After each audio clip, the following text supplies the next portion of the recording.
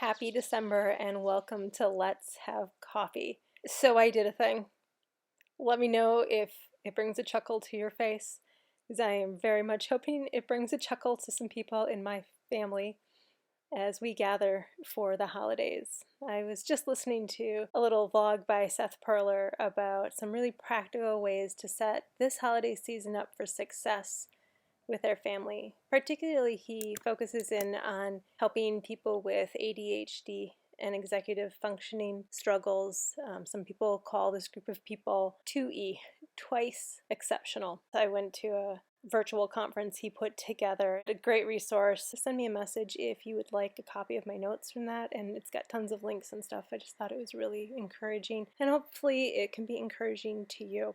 I got lots to go over today, so I do hope you have a cup of coffee and are snuggled up someplace cozy. I will try to make this as succinct as possible, but there's always so many layers that come in that I really want to share with you. First, I do hope you enjoyed the conversation and podcast with Sue Nelson. She and I enjoyed chatting so much, and we're inspired by each other and what God's doing with art and Bible journaling, that we decided to get together again.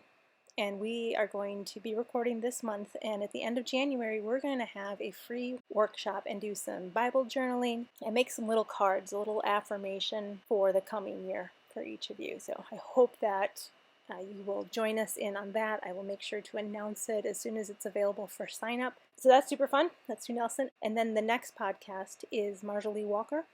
And we are going to do an art project with collage and a doorway in helping us look forward. Part of the conversation that we got into is about forgiveness. So that sparked an idea for the next transformational studio time of really delving into forgiveness and what that actually means. Because I know I have been taught that in a really wrong way, and over the years have come to see it quite a bit differently. And I'd love to hear your thoughts on that. I've got several books on the reading table. The one I'm reading right now is The Way of Letting Go by Wilma Dirksen. A really good friend of mine gave this to me years ago, and I'm finally reading it. And let me tell you, it's worth it. It's a story about a lady and her path to forgiveness after her daughter was murdered. I am not even halfway through, but already I'm highly recommending this book of one person's real journey in a very, very difficult situation of how forgiveness transformed everything. Really good information. I'll go into that book more in Transformational Studio Time, as well as giving you a little bit of a snippet from Marjolaine's discussion with me on it as we created that doorway to our dreams project. Another book that I've been looking at for a couple of months, it's been sitting here waiting for me to get to it, and I bought it pretty much just because of the title, Forgiving What You Can't Forget, by Lisa Turquist. Really excited to dive into that book. And one other book that when I searched in my Amazon orders, when I typed in forgiveness, was Undone by Carmen and Trent Post. I actually met these people in person and saw the ministry that they are doing in Ethiopia and heard their story from them. And it's an amazing one. I'm so excited that this book is out because their story is really worth hearing. And the way that it has framed the way they do ministry with kids from the street is terrific. I really respect them, and I'm excited to dive into their book that is finally out. All right. And then also this month, I cannot get through a coffee time with you at the beginning of December without talking about Advent. I have a couple of books that I am reading for fun. I couldn't resist them at the bookstore. One is called An Advent Book of Days, Meeting the Characters of Christmas. The art in it is very much, if you think of the Catholic Church or Orthodox churches around the world, it's very like icon-ish, which is kind of fun for something different. And it's, I don't mean this to sound bad in any way, shape, or form, but it does like harken back to my days in the Catholic Church and talking with my grandma as they talk about saints and things like that. But I'm really finding these insights. It goes into history a little bit. Like each day is very short, about a page and a half, 2 pages of writing. And I enjoy that they go into legend, history, and scripture, as well as talking about art in here. So if you're looking for something new to read, that's a good one. And then this one is super sweet. All Creation Waits, The Advent Mystery of New Beginnings. Illustrations, love them. They're like all woodcut prints. Each day is a different creature and how it gets through the waiting seasons in life, like the chickadee in winter, the painted turtle burying itself in the mud, the black bear. What else is in here? Painted turtle, muskrat, black bear, chickadee, white-tailed deer, honeybee, chipmunk, cottontail, common loon, wood frog, raccoon, little brown bat, possum, wild turkey, common garter snake, woodchuck, striped skunk. I didn't know there was a different kind of skunk. I always just called them skunks. Anyway, that'll be interesting. Porcupine, common eastern firefly, meadow vole, eastern fox squirrel, red fox, northern cardinal, lake trout, and Jesus the Christ is on Christmas Day.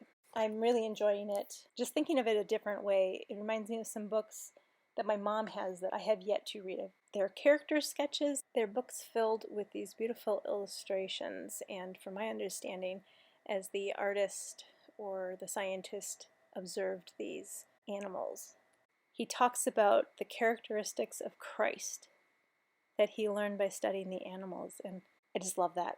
How when we study what is around us, creation tells the story. It's a witness to God's creativity and his glory and his power. And it's just great stuff. So love to hear what is on your reading desk right now, what's inspiring you, where you're seeing God, what kind of art you're making, how are you going to intentionally set things up for success this holiday season as you gather with your family, and not let the stress of it be a burden, destroy the goodness of the season, to take away your peace. And the other book that I'm also reading, of course, and kind of doing one more edit, because every time I read something that I've made, I'm always finding something new to correct, is A Refocused Advent. And you can still sign up for the free course. Of course, you could take that free course anytime you want and go through it, because it is free and self-paced, so you can watch the videos whenever you want to. But the first week of ornaments goes along with the first candle of Advent, which is hope. And the ornaments are prepare, waiting, not alone, new thing, and light. And each one has a verse. So prepare. You prepare a table before me in the presence of my enemies. You anoint my head with oil. My cup overflows. It's Psalm 23:5. So how are you preparing yourself, your heart, your mind, your body, your soul, for what's coming this month? For Christmas, for family, for friends, for the end of the year. How are you preparing yourself? One thing from the vlog by Seth Perler was 3 intentional steps. One was asking the question, how does your family and each family member connect best?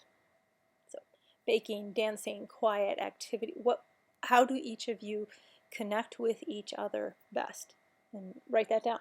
And the next question is, how do you each of you calm yourself and recalibrate for that emotional regulation? How do each of you do that?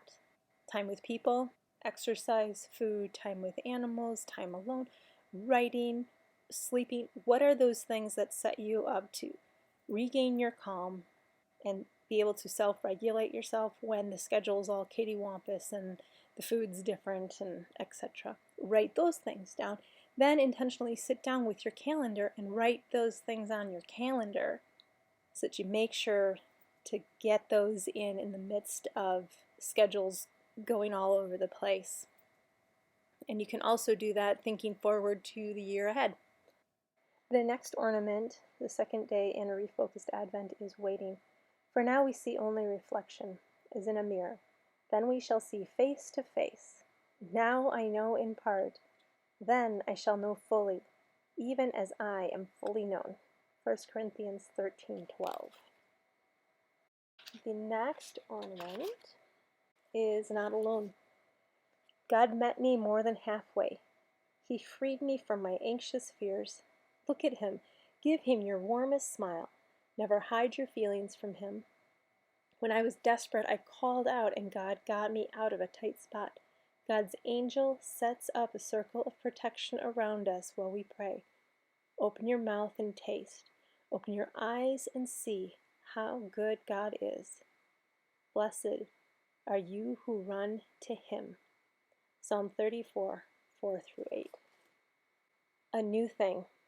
See, I am doing a new thing. Now it springs up. Do you not perceive it? I will make a way in the wilderness. I will create streams in the dry desert wastelands. That's from Isaiah 43:19. And the fifth ornament, light. His breath filled all things with living, breathing light. A light that thrives in the depths of darkness and blazes through murky bottoms. It cannot and will not be quenched. It's John 1, 4 through 5. So as we light the hope candle and we ponder these days, what are the sparks of light that you see? What gives you hope? How does God shine his light through you?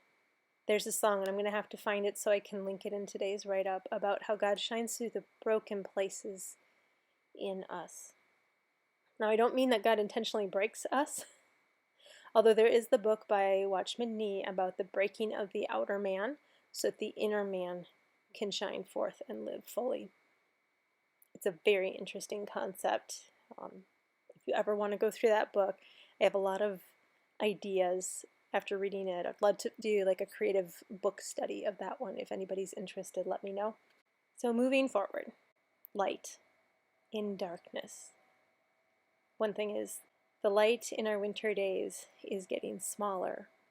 That can lead to depression and isolation. If you watch the news, that can be overwhelming and oppressive, and it can feel like the darkness of the world, that evil is winning, but God has overcome.